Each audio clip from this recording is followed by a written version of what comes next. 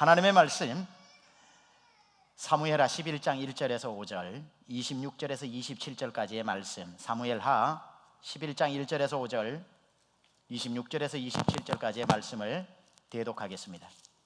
그 해가 돌아와 왕들이 출전할 때가 되매 다윗이 요압과 그에게 있는 그의 부하들과 온 이스라엘 군대를 보내니 그들이 암몬 자손을 멸하고 랍바를 에워쌌고 다윗은 예루살렘에 그대로 있더라. 저녁 때에 다윗이 그의 침상에서 일어나 왕궁 옥상에서 거닐다가 그곳에서 보니 한 여인이 목욕을 하는데 심히 아름다워 보이는지라. 다윗이 사람을 보내 그 여인을 알아보게 하였더니 그가 아뢰되 그는 엘리암의 딸이요 햇사람 우리아의 아내 밧세바가 아니니까 하니, 다윗이 전령을 보내어 그 여자를 자기에게로 데려오게 하고 그 여자가 그 부정함을 깨끗하게 하였으므로 더불어 동침함에 그 여자가 자기 집으로 돌아가니라. 그 여인이 임신함에 사람을 보내 다윗에게 말하여 이르되 내가 임신하였나이다 하니라. 우리아의 아내는 그 남편 우리아가 죽었음을 듣고 그의 남편을 위하여 소리내어 우니라. 그 장례를 마침에 다윗이 사람을 보내 그를 왕궁으로 데려오니 그가 그의 아내가 되어 그에게 아들을 낳으니라. 다윗이 행한 그 일이 여호와 보시기에 악하였더라. 아멘. 다윗처럼 시리즈 10번째 말씀입니다. 이제 2번밖에 더 남지 않았는데 오늘 제목이 넘어짐이라는 제목입니다. 여러분, 제 책 제목이 뭐죠? 다시 일어남입니다. 처음에 두란노 출판사에서 제 책 제목을 넘어짐이라고 잡아놨더라고요. 그래서 넘어짐이라고 출간을 하려고 했는데 제가 새벽 기도를 하는 중에 마음이 좀 불편하더라고요. 그러니까 하나님께서 이렇게 말씀하시는 것 같아요. 최 목사야, 너의 첫 번째 책이 넘어짐이 됐으면 안 좋겠다. 그래서 기도하는 중에 똑같은 의미를 품고 있는 다시 일어남이라는 제목을 제가 받아서 이렇게 출판사에 전달하니까 좋아하더라고요. 왜냐하면 저 첫 번째 책이 나와서 만약에 어떤 집사님에게 집사님 제 책이 한 권 나왔는데 선물입니다. 그래요? 제목이 뭐죠? 넘어짐입니다. 이러기에는 영 좀 그런 것 같아요. 그래서 다시 일어남 하니까 받으시는 분들도 힘이 나는 것 같아요. 그래서 역시 하나님께서 주신 이름이 더 좋은 이름이구나 하는 생각을 가져봅니다. 그러나 오늘 이 다윗처럼 시리즈에서는 꼭 우리가 한번 생각해 봐야 될 중요한 우리의 삶의 한 가지 문제, 넘어짐, 이것을 한번 우리가 묵상해 보기를 원합니다. 한국말 중에는 비슷한 말인데 뜻은 굉장히 다른 말들이 몇 가지가 있습니다. 많이 들었다시피 평안, 편안, 이건 한자 차이지만 받침 하나 차이지만 굉장히 큰 다른 의미를 내포하고 있습니다. 재미, 즐거움, 이것도 다른 겁니다. 성공, 승리, 비슷하지만 다릅니다. 제가 여러분에게 또 한 가지 다른 우리가 오늘 반드시 묵상해야 될 한 가지를 말씀드리겠습니다. 그것은 실수와 실패입니다. Mistake and failure. 실수와 실패. 어떤 사람이 실수를 했다고 해서 우리는 그 사람에게 실패한 인생이다라고 말할 수는 없습니다. 사람은 누구나 다 실수를 하기 마련이기 때문에 저 사람이 어떤 문제에 실수를 하고 넘어졌다고 해서 그의 인생을 통틀어 저 사람은 실패한 인생이야 라고 말할 수는 없는 거죠. 제가 좋아하는 시인 중에 도종환 시인이 쓴 그 시의 책의 제목이면서 시의 제목이기도 한 이런 제목이 있습니다. 흔들리지 않고 피는 꽃이 어디 있으랴. 세상의 아름다운 꽃들을 다 보십시오. 그 꽃들이 피기까지 그 꽃의 줄기가 얼마나 심하게 바람에게 흔들립니까? 흔들려야만 뿌리가 깊어지고 흔들려야만 가지가 힘을 얻고 그래야 꽃이 필 때에 그 꽃을 바치고 있듯이 얼마나 많은 기간 동안 바람이 불어오고 비에 그 낙엽들이 그 이파리가 젖어야 하겠습니까? 맞습니다. 꽃 한 송이가 피는 것도 수천 번 수만 번 흔들려야 꽃 한 송이가 피는 것처럼 사람도 넘어지고 실수하기를 반복한 다음에야 성숙한 사람으로 성장하기도 한다는 겁니다. 여러분, 지금까지 우리 교회 같은 경우는 자녀들이 계속 한 달에도 여러 명씩 태어나는 그런 아이들을 우리가 보고 있으면서 그 아이가 누워있다가 유모차에 있다가 한 1년 지나서 도저히 불편해서 못 있겠다고 뚜벅뚜벅 걸어 나오는 애는 한 명도 없습니다. 아이가 걸을 때는 그 유모차에서 내려와서 수도 없는 기간 기어야 되고 또 힘이 좀 되면 어디에 붙잡고 일어섰다가 또 넘어지기를 반복하다가 여러 번 넘어지다가 겨우 걷기 시작하고, 걸으면서 또 수도 없이 넘어진 후에야 달릴 수 있는 것처럼 우리의 삶도 넘어짐이 당연히 있다라는 것이요. 따라서 실수하거나 넘어졌다고 저 사람을 실패한 인생이다라고 섣부르게 말할 수는 없는 겁니다. 따라서 저는 사람을 잘 포기하지 않습니다. 저는 이곳에서 다 앉아 계신 우리 성도님 1부, 2부, 3부 다 포함해서 저는 사람을 포기하지 않습니다. 저 사람 안 돼 라고 누가 아무리 인포메이션을 줘도, 맞아, 저 사람은 다 돼도 저 사람은 안 돼 라는 마음을 저는 가지지 않습니다. 왠 줄 아세요? 제 도량이 넓어서 아닙니다. 왜 그러냐면 하나님이 그 사람을 포기하지 않기 때문에 그렇습니다. 저는 소위 말하는, 여러분도 마찬가지지만 하나님의 종입니다. 종이 주인이 하지 않는 일을 어떻게 할 수 있겠습니까? 하나님이 포기하지 않았는데 종인 제가 어떻게 그 사람을 포기할 수 있냐고요.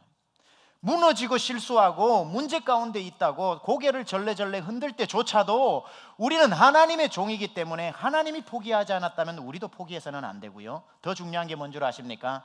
하나님은 아무도 포기하지 않는다는 것입니다. 따라서 우리는 누군가를 포기할 권한이 우리에게 없습니다. 따라서 누군가 실수했다고 여러분은 지금 서 있다고 너무 손가락질하면서 윽박지르지 마세요. 조만간에 그 실수가 여러분의 것이 될 수도 있다라는 것. 언제든지 우리는 넘어질 수 있는 사람이라는 그런 여지를 남겨놓았을 때에 사람을 이해할 수 있는 관용, 사람을 기다려줄 수 있는 인내도 생기게 되는 겁니다. 아, 맞아, 꽃 한 송이도 수천 번 흔들려야 피듯이, 맞아, 저 사람도 온전한 사람 되기 위해서 저런 실수가 있겠지 라고 하는, 그러한 실수를 나도 실수할 텐데 라고 하는 넓은 마음을 가지면 사람이 여유가 생기고 품이 넓어지기 시작하면서 나도 어느새 꽃을 피우는 향기 나는 삶이 되어서 한 사람도 없던 사람들이 향기를 내니까 몰려오기 시작하고, 지나가는 사람들이 어머 꽃 좀 봐 하고 꽃에게 다가오듯이 나에게 다가오기 시작하고, 벌도 나비도 그 꽃에 날아들듯이 많은 사람들이 여러분에게 실수를 겪고 난 뒤에, 성숙한 뒤에 그러한 품이 넓은 사람, 향기 나는 사람이 될 수 있다는 겁니다. 따라서 누구든지 실수할 수 있다. 이것을 인정하지 않으면 우리는 진짜 큰 실수에 넘어질 수도 있습니다. 오늘 다윗도 결정적인 실수를 하고야 맙니다. 여러분, 다윗, 이 어마어마하게 아름다운 이름에 실수라는 단어는 어울리지 않는 단어죠. 다윗과 실수는 굉장히 억골드한 친구입니다. 다윗은 이런 게 어울립니다. 선한 목자, 왕 중의 왕, 하나님의 마음에 합한 사람, 노래하는 시인, 뭐 이런 게 어울리지. 다윗, 오늘 저와 여러분 읽은 본문에 다윗하고 어울릴 수 없는 몇 가지 내용들이 나옵니다. 다윗 간음, 다윗 살인, 다윗 거짓말, 다윗 실수. 도무지 다윗과 어울리지 않을 것 같은 단어들이 무차별적으로 오늘 11장에 쏟아져 나오고 있습니다. 다윗도 쓰러지는 사람이었다는 거죠. 다윗도 넘어지는 사람이었다는 겁니다. 다윗이 어떤 죄를 범합니까? 자기의 충신인 우리야 장군, 지금 전쟁에 나가서 싸우고 있는 그 장군의 아내를 강간합니다. 죄는 죄를 낳는다고 그 죄가 너무 크다 보니까 덮어버리려고 우리야를 전쟁에 있는 가장 치열한 전쟁터로 내보내서 그곳에서 죽게 하는 살인죄를 범하게 합니다. 그리고는 아무 일도 없었다는 듯이 그냥 살아가는 거짓말죄를 범하게 됩니다. 죄가 죄를 낳고 죄가 죄를 낳게 되는, 도저히 감당할 수 없는 죄로 다윗이 지금 흘러 떠내려가고 있습니다.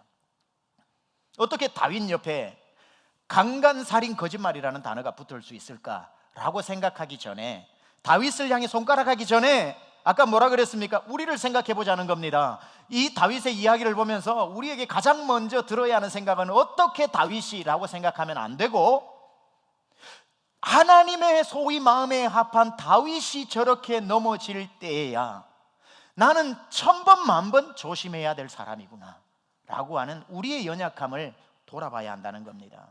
저는 오늘 여러분과 함께 다윗을 살펴보면서 어떻게 다윗이 그 어마어마한 죄에 빠지게 되었는지, 그 죄를 짓게 되는 경위를 한번 살펴보고, 절대로 우리는 그 길목으로 들어가지 말아야 할 것이며, 다윗이 들어가서 죄를 짓고야 말았듯이 혹시 이 중에 그 죄의 한가운데 있다면 다시 어떻게 빠져나올 수 있는지에 대한 그 부분을 살펴보고자 합니다. 어떻게 죄를 짓는가? 누가 죄를 짓는가? 첫 번째, 사명의 자리를 떠나게 될 때에 죄를 짓게 됩니다. 사명의 자리를 떠나게 될 때에 죄를 짓게 됩니다. 자, 1절을 우리 같이 한번 한 목소리로 봉독해 보겠습니다. 시작. 그 해가 돌아와 왕들이 출전할 때가 되매 다윗이 요압과 그에게 있는 그의 부하들과 온 이스라엘 군대를 보내니 그들이 암몬 자손을 멸하고 랍바를 에워쌌고 다윗은 예루살렘에 그대로 있더라. 자, 여기 보니까 1절 처음에 뭐라고 나옵니까? 그 해가 돌아와, 이렇게 나옵니다. 그 해가 돌아와. 자, 그 해는 무슨 해일까요? 오늘 11장 앞이 몇 장일까요? 어려운 질문입니까? 10장입니다. 10장에 보면 무슨 얘기가 나오냐면 암몬과의 전쟁이 나옵니다. 암몬과의 전쟁을 하다가 이 전쟁이 좀 장기전으로 치달으니까 비가 오는 우기를 맞이하게 됩니다. 이스라엘의 1월달은 몇 월달일까요? 4월달이, 우리는 1월달이 1월이지만 신년 첫 해지만 거기에는 유질리 4월달이 신년 첫 해입니다. 4월달 그 해가 돌아와, 이거는 4월달을 이야기하는 거고 신년이 시작됐다는 것이고, 이 날은 무슨 날이냐면 그 전에 10월달부터 이른비가 내리기 시작하고 4월달까지 우기가 되면서 4월달 늦은 비가 내리면서 장마철이 3월달이 시작됩니다. 따라서 이 10월에서 4월까지는 전쟁을 할 수가 없는 기간입니다. 장마가 오니까. 그래서 전쟁을 휴전하여 쉬다가 4월이 되어서 늦은 비가 끝이 나고 쨍하고 해 뜰 날이 오는 좋은 시즌이 오면서 새해가 시작됐던 그 해가 돌아왔을 때에 다시 전쟁을 시작하게 되었다. 이 본문입니다. 그때에 이제 날도 맑고 새해도 시작되어서 못다한 전쟁을 다시 시작할 때에 모든 이스라엘의 장군들이 우리아를 포함해서 요압 장군을 진두지휘하여서 이제 전쟁터로 나가게 되는 겁니다. 그리고는 혈전을 다시 전쟁을 벌이게 되는 거죠. 이러한 상황 가운데 우리가 살펴봐야 될 중요한 한 가지는 이러한 전쟁이 다시 시작되는 이 순간에 다윗이 어디에 있었냐는 거죠. 1절 마지막 절 보니까 이런 구절이 나옵니다. 다윗은 예루살렘에 그대로 있더라. 다윗은 전쟁터로 나가지 않고 예루살렘에 남아 있었더라. 백성의 맨 앞에 있지 않고 맨 뒷자리에 있더라. 자, 이게 왜 별 문제 같지도 않은, 어느 왕인들 이렇게 하지 않을까, 별 문제 같지도 않은 이게 다윗이 죄를 범하게 되는 결정적인 이유가 되었냐면 5장, 6장, 7장, 8장, 9장, 10장에 이르기까지 보면 다윗이 히브론에서 왕이 되고 예루살렘으로 와서 왕이 된 후에 벌였던 수많은 전쟁의 이야기가 등장합니다. 수많은 전쟁 이야기가 나올 때에 제가 다 하나하나 찾았다가 시간이 없어서 그건 다 읽지는 않고 설명드리겠습니다. 단 한 번의 전쟁도 예외 없이 모든 전쟁에 있어서 다윗이 맨 앞서서 갔습니다. 전쟁을 진두지휘했습니다. 다윗이 있어야 할 자리, 다윗의 사명의 자리는 맨 뒤에서 돌격 앞으로 라고 하는 사람이 아니라 맨 앞에 서서 Follow me, 나를 따르라, 맨 앞자리가 그의 사명의 자리였던 것이고, 그가 맨 앞자리에 서서 어떤 전쟁을 하든지 간에 성경은 이렇게 기록합니다. 그가 어디로 가든지 여호와께서 이기게 하셨더라. 따라서 나중에야 하나님이 너 궁궐에 있어 할 날이 올지 모르지만 적어도 아직까지는 다윗의 사명의 자리, 다윗이 있어야 할 자리는 궁궐이 아니라 전쟁터라는 거죠.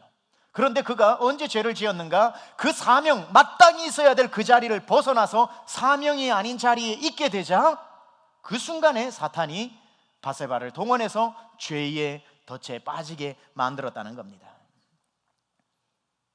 여러분 잘 기억하십시오. 많은 사람들이 언제 죄를 범하는가? 하나님이 주신 사명 완수하지 않고 사명의 자리를 떠날 때에 기다렸다는 듯이 죄가 여러분의 발목을 붙잡게 되어 있습니다. 다윗이 가장 안전한 자리가 어디였을까요? 우리가 보기에는 철옹성까지 둘러싸여 있는 궁궐이겠지만 다윗에게 있어서 가장 안전한 자리는 궁궐이 아니라 전쟁터였습니다. 왠 줄 아세요? 우리에게 있어서 가장 안전한 자리가 어디입니까? 하나님이 함께 하시는 자리거든요.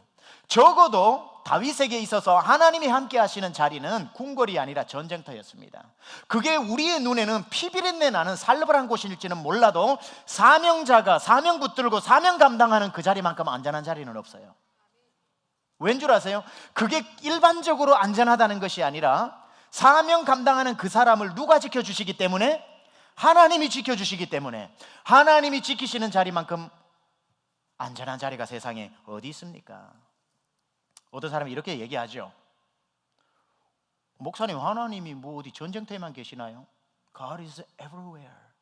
God is omniscient, omnipresent. 하나님은 어디에나 계시니까 맨 앞자리도 계시고 궁궐에도 계시죠. 맞죠?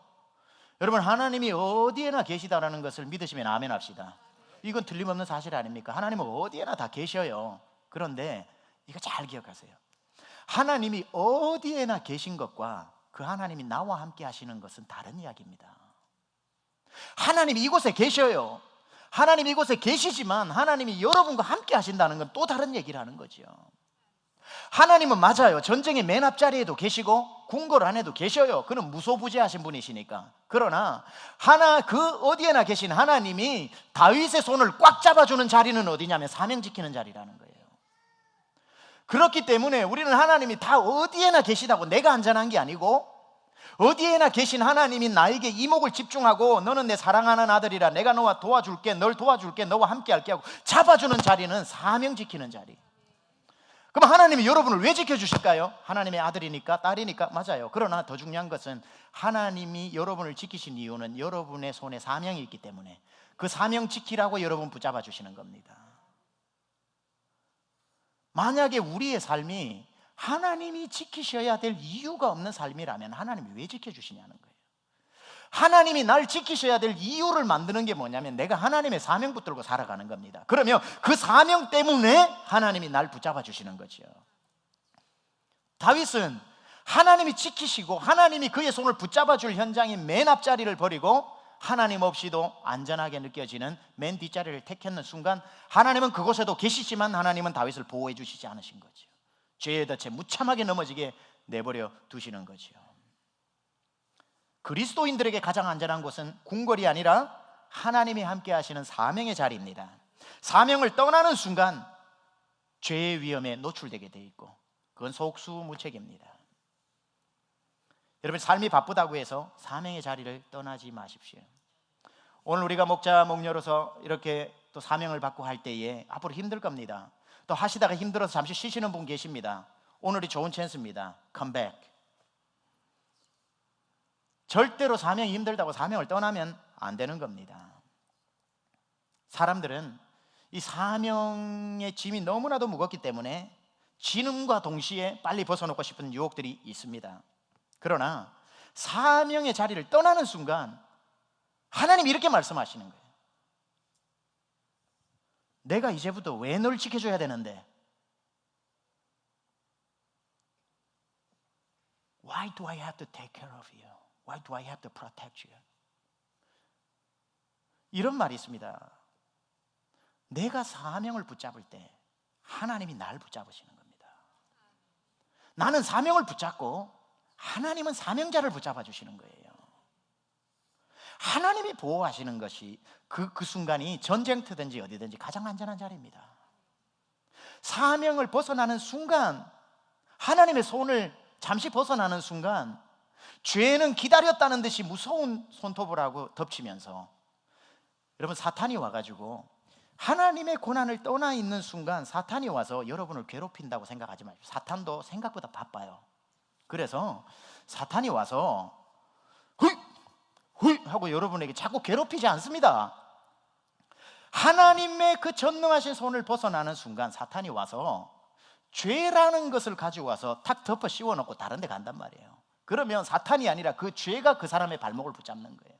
사명 떠나는 순간 죄 짓잖아요. 그러면 죄의 노예가 되는 거예요. 사탄의 노예가 아니라 그 죄가 내 발목을 죄책감으로 뭘 하려고 하면은 그 어떤 중독으로 여러 가지 나의 죄된 습성이 내 몸에 딱, 그러니까 사탄이 벗어나는 순간 사탄이 죄를 가져와서 딱 보자기 씌워놓고 가버리면 이제 죄의 아래서 아무것도 못하고 살아가는 그런 일들이 된다는 거죠.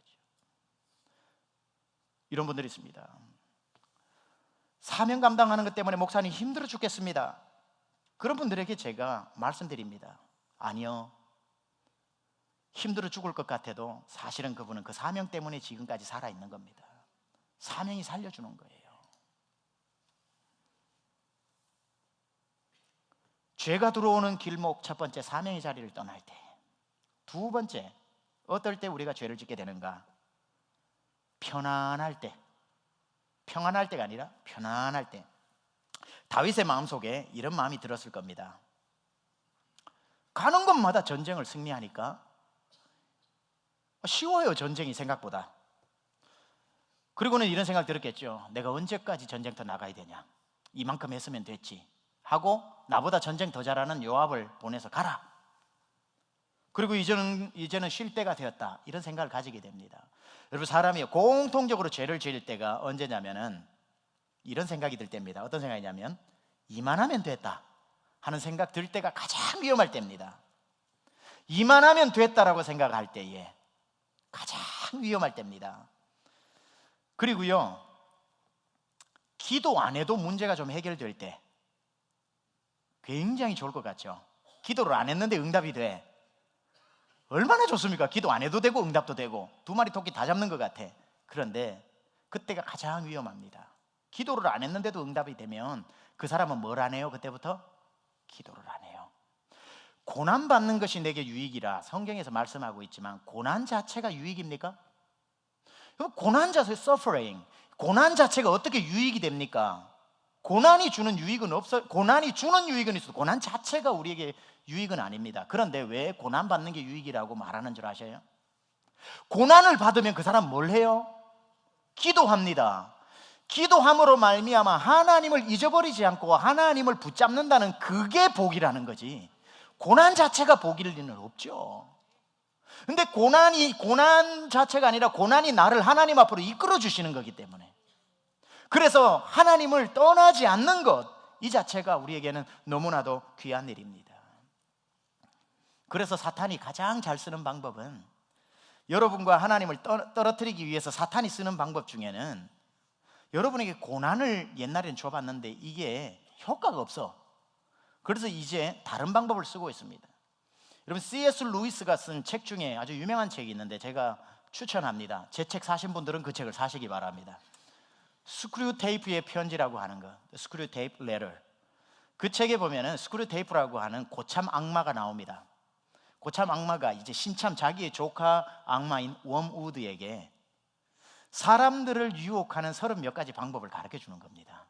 C.S. 루이스가 얼마나 탁월한 학자입니까? 그래서 우리에게 그 반대적인 풍자로 사탄이 우리를 유혹하는 방법을 그 책에 써놓은 거죠. 오스 기니스의 악마의 비밀 문서를 훔치다, 이런 책들도 그런 류입니다.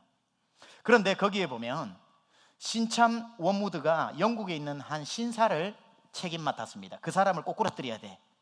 그래서 이제 가가지고 막 고난을 막 주려고 할 때에 스크류 테이프가 웜우드를 불러서 이렇게 이야기를 합니다. 웜우드, let me tell you one big thing. 절대로 고난이라는 방법을 쓰지 마라. 고난은 절대로 하나님과 멀어지게 만들 수 없다. 고난을 주면 말이지, 고난이 올수록 인간들은 더 하나님을 붙잡는 경향이 있거든. 그래서 내가 추천한 이 방법을 써보렴. 이건 어느 나라에든지 통하는 방법이란다. 바로 형통과 평안함을 주는 것이지, 이 방법에 넘어지지 않는 사람은 아무도 없단다. 하하하. 사람이 언제 죄를 짓는가? 고난이 올 때가 아니라 평안할 때, 편안할 때, 형통할 때. 따라서 우리는 이걸 기억해야 됩니다. 고난보다 무서운 것이 형통이라는 것. 배고플 때보다 더 위험할 때가 언제냐면 배부를 때입니다. 못 살겠다 할 때가 위험한 게 아니라 이제 살만하다 할 때가 오히려 더 위험할 때라는 겁니다.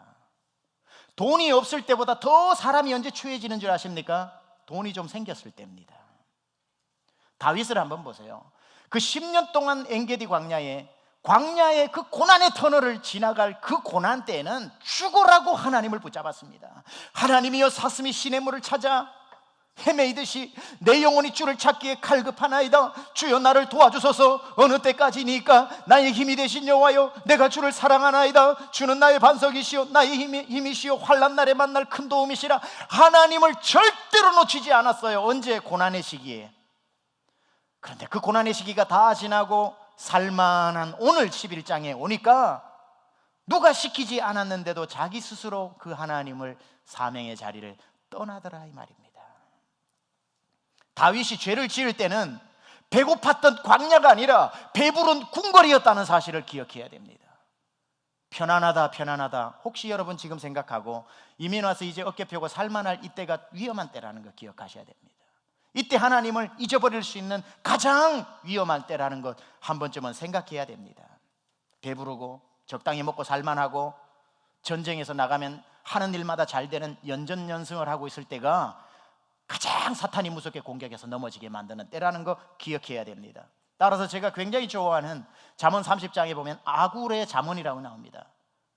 저는 이것을 자주 묵상을 하게 되는데 30장 7절에서 9절 보면은 아굴이 이런 기도를 하는데 참 이게 마음에 와닿습니다.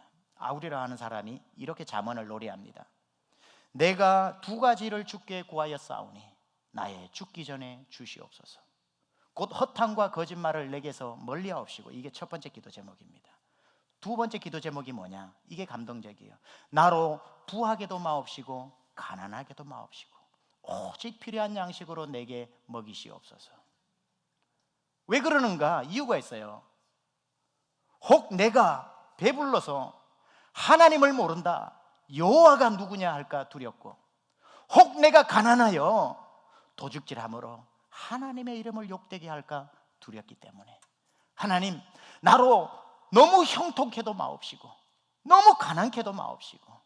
내가 너무 가난하면 도둑질 할 수도 있고, 너무 가난하면 사람들이 하나님 믿는 사람이 저렇게 찌질하게 사냐, 하나님의 이름에 욕되게 될 수도 있으니 너무 가난하지도 말아야겠지만, 혹시 너무 형통하여 내가 마치 내 인생의 주인이 되어 여호와가 누구냐, 하나님이 누구냐 할까 두려워함이니이다.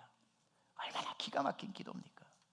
우리가 정말 하나님 안에 죄를 짓지 않고 안전하게 거하려면 정말 이 아굴의 잠언이 우리의 입에서 회복되어져야 됩니다. 형통이 얼마나 무서운 죄로 가는 고속도로인지를 알아야 된다는 겁니다. 사랑하는 여러분, 하나님 앞에 복을 달라고 형통을 달라고 기도하시는 분들 구하십시오. 그러나 구하기 전에 반드시 이것 하나 기억하십시오. 하나님이 형통케 하셨을 때, 복을 주셨을 때 넘어지지 않을 자신만 있는 사람은 구하십시오. 목사님, 나를 뭘로 보고 지금 그렇게 말씀하십니까? 라고 말씀하시기 전에 다윗도 넘어졌다면, 그 위대한 솔로몬도 넘어졌다면 만만치 않을걸요. 자신할 수 없을걸요. 고난보다 더 무서운 게 형통이라는 거 아십니까? 왜 더 무서운 줄 아세요? 욥은 고난을 이겨냈어요. 다윗과 솔로몬은 형통을 이겨내지 못했습니다. 그게 더 무섭다니까요. 정말 여러분이 물어 하나님 앞에, 하나님 저에게 복을 주신다면 내가 복의 통로가 되어 이 복을 하나님의 영광을 위해서 쓰지 주님과 멀어지는 데 사용하지 않겠습니다라는 정말 자신 있는 분은 기도하셔서 얻으시기 바랍니다. 저는 우리 성도들이 다 여러분 모두가 형통하고 복을 받기를 원합니다. 저는요 그걸 위해 기도합니다. 하나님, 우리 성도들 복을 내려주십시오. 형통케 하여 주시옵소서. 그런 기도도 안 하는 목사가 목사입니까? 여러분, 주어진 대로 사세요. 이래야 세련된 목사입니다. 요즘은 복 얘기하면 완전 사이비 목사라고 오해받는 시대입니다.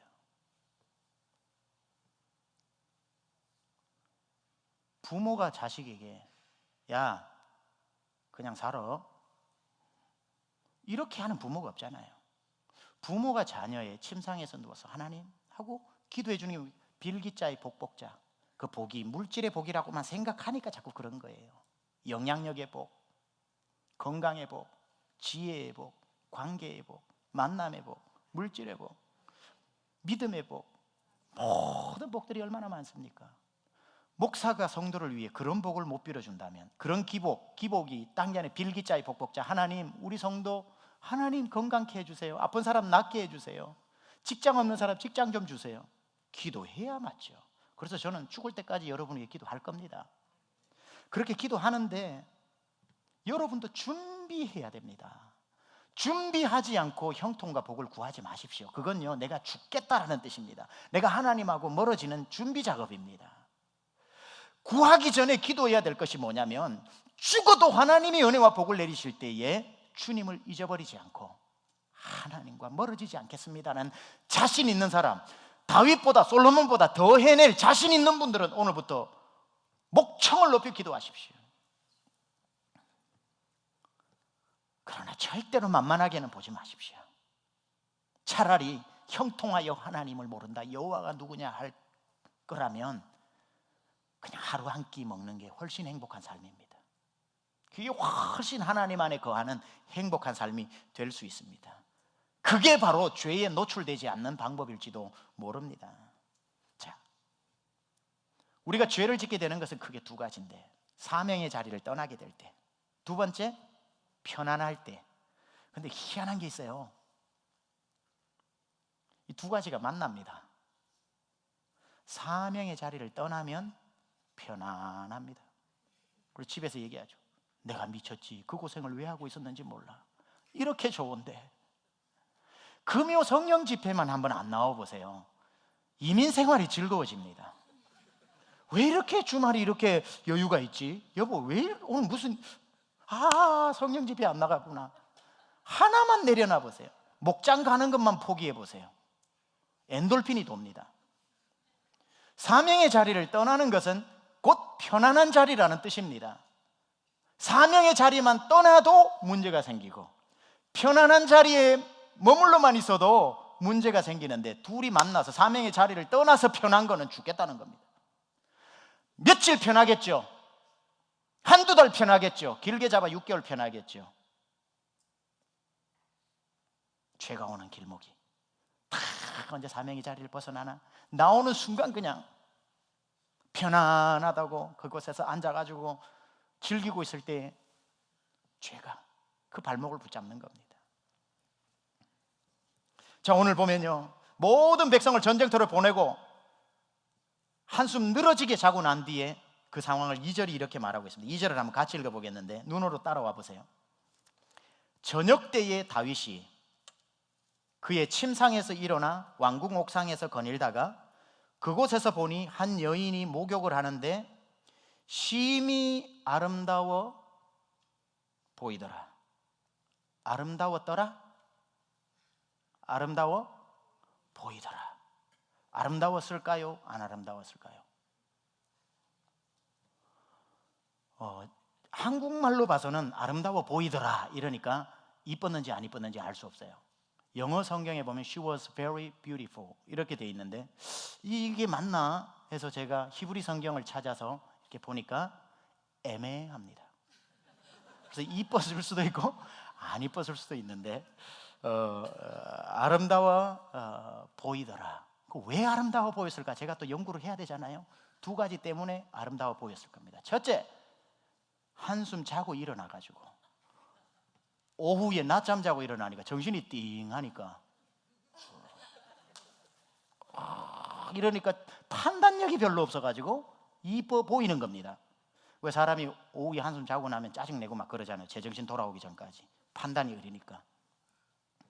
두 번째, 저녁 때입니다. 저녁 때. 뭐냐? 해가 서산으로 질 때의 그 석양, 쫙 선셋에서 그 석양이 비춰가지고 그 창문 너머로 밧세바를 비추는데, 야, 그때는요 황금빛으로 빛나지 않는 여인이 없어요. 석양에 비춰가지고 안 이쁜 여자는 여자도 아닙니다. 그때는 눈, 코, 입이 보이는 게 아니라 실루엣이 보이는 거거든요. 제가 오늘 저희 아내에게 그랬습니다. 여보, 당신을 보니까 석양에 비친 실루엣 같구나 이렇게 얘기를 했는데 뭔 뜻인지 모르고 좋아하더라고요. 그러니까 딱 비추니까 막 심히 아름다워 보이더라.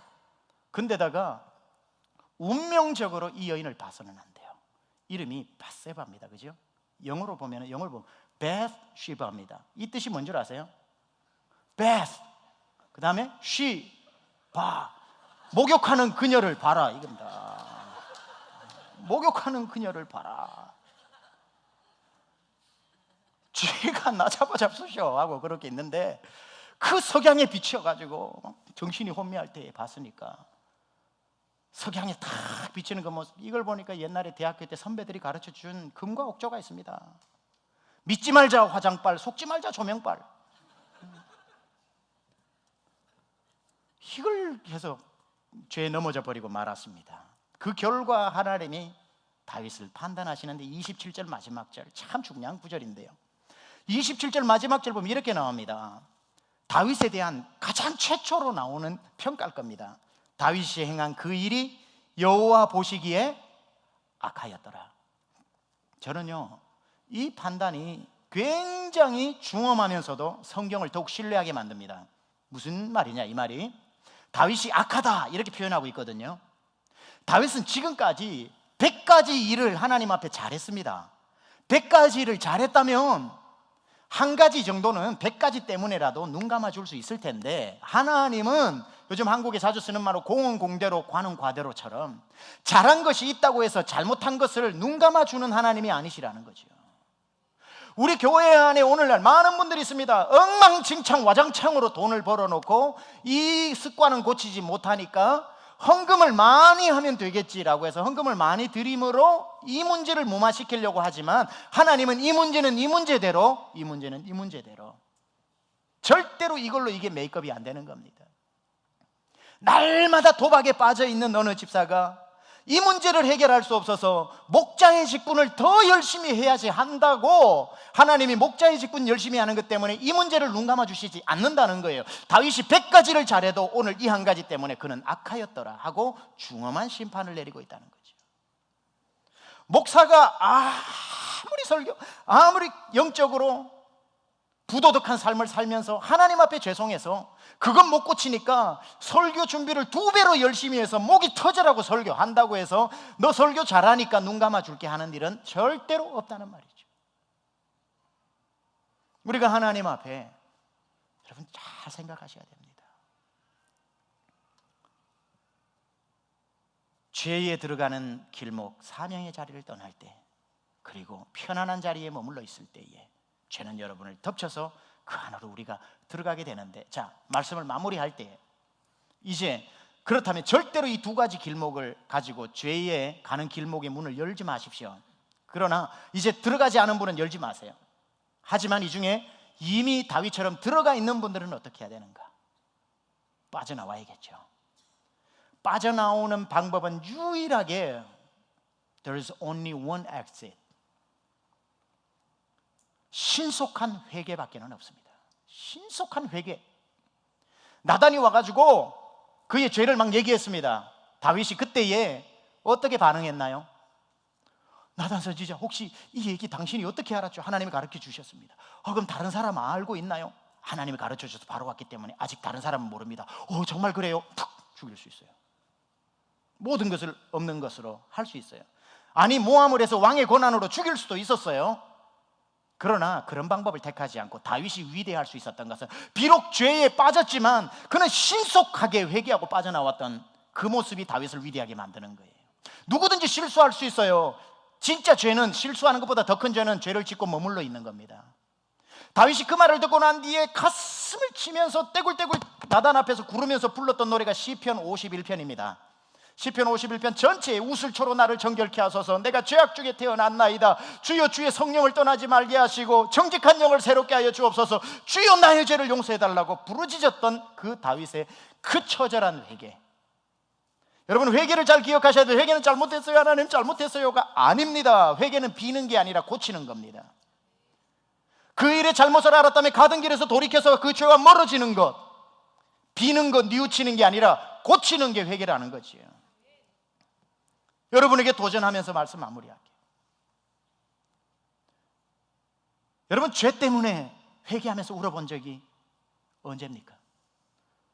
우리 교회에 다녀가시는 분들, 달라스에 다녀가시는 한국의 목사님들이 오셔서 이민교회를 이렇게 판단해 줍니다. 목사님, 이민교회 오면 설교할 맛이 나요. 왜 그래요? 잘 울어, 성도들이. 반응이 좋아. 지난주 김광석 목사님이 했던 말은 아닙니다. 보통 그렇게 말씀을 하시고. 근데요, 저는 그 눈물의 의미를 알고 있습니다. 이민자들이 말씀 듣고 예배 드릴 때에 기도하자 그러면 얼마나 우는지 모릅니다. 그러나 저는 그 눈물의 의미를 안다고요. 무슨 눈물이냐? 죄 때문에 우는 눈물이 아니라는 거 압니다. 이민 생활이 힘들어서 우는 거고, 내가 어쩌다가 이 미국까지 와서 이 고생하냐는 거, 자기 신세 때문에 우는 거고, 돈 떼먹은 그놈 때문에 억울해서 우는 거고, 남들은 잘도 죽는데 내 남편은 왜 안 죽는지 그것 때문에 우는 거예요. 서러워서 운다고요. 오늘날 볼 수 없는 희귀한 일이 뭔지 아십니까? 교회 안에 죄 때문에 우는 모습입니다. 못 봐요, 그런 모습. 영상에 나오는 배고픈 이디오피아 사람, 3디오피아, 4디오피아 사람의 애들을 보고는 울죠. 바짝바짝 말라가는 자기 영혼을 가지고는, 자기 영혼은 영양실조 걸렸는데도 It's okay, 울지 않아요.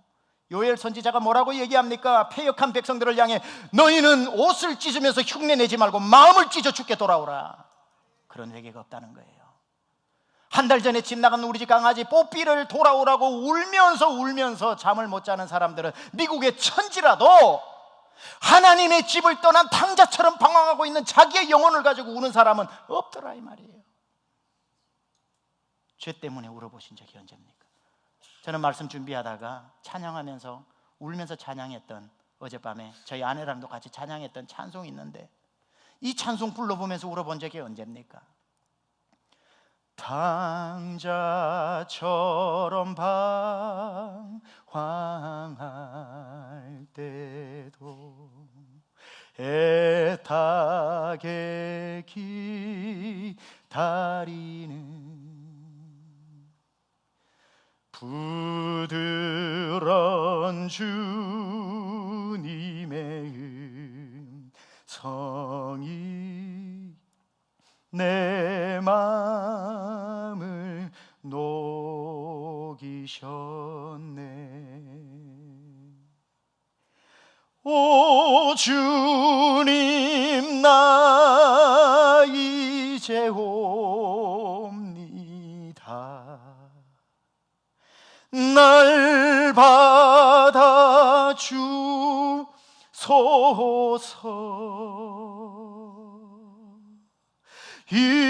이제는 주님만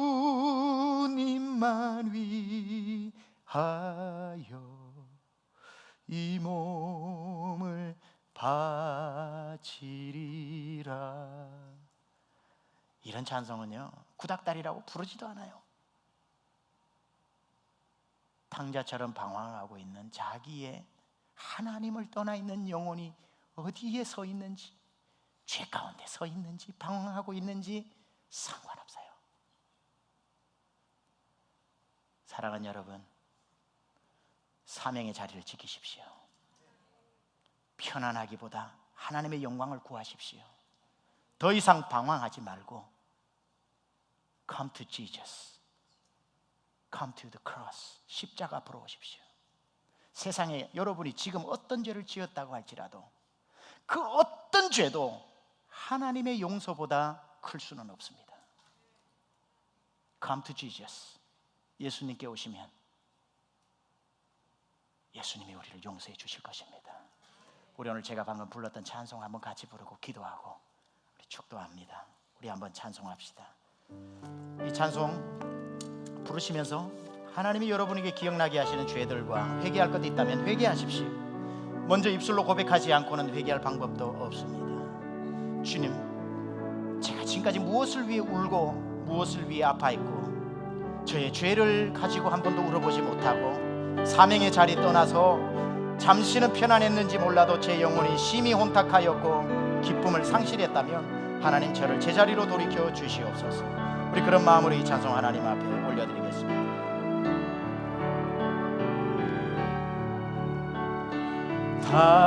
탕자처럼 방황할 때도 애타게 기다리는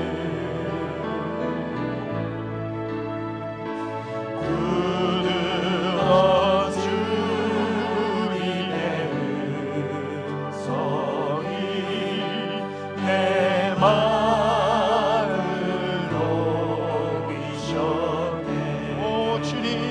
나 이제 갑니다. 오 주님 나 이제 갑니다. 날 받아주소서.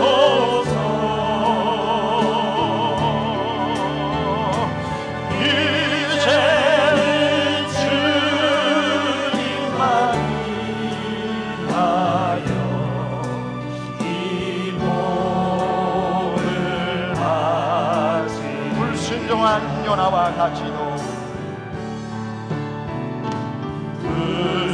불순종한 요나와 같이도 아닌 건 아닙니다. 아닌 자리는 아닙니다. 서지 말아야 할 자리, 하지 말아야 할 것, 붙잡지 말아야 할 것, 그곳에 서지 말고 마땅히 서야 할 자리, 하나님이 있으라고 한 그 자리, 하나님을 만나기 좋은 자리, 더 이상 방황하지 말고, 더 이상 방황하지 말고, Come to Jesus, come to Jesus. 오 주님 나 이제 갑니다. 날 받아주소서. 이제는 주님만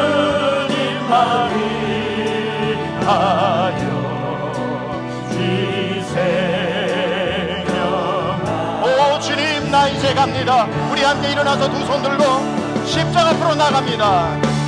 오 주님 나 이제 갑니다. 날 받아주소서.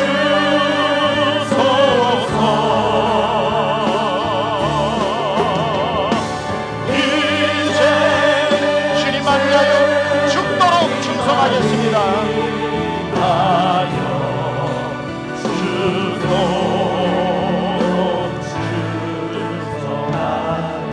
우리의 시간 한번 오늘 말씀을 가지고 한번 기도합시다.